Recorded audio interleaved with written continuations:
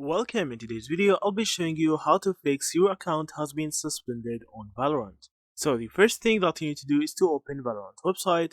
After that, you need to click on the support section on the top and then click on support. After that, from the support page, you need to scroll all the way down till you find the submit a ticket section. You need to click on it.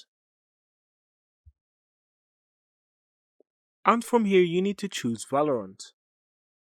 From the category, you need to choose recover my account. And after that, from here, you need to fill all of these fields. First, you need to add your email. After that, you need to add which platform you are playing in. And now you need to choose from how did you lose access to your account to suspended. After that, you need to add your username. And from here, you need to add your full Riot ID, including your tag.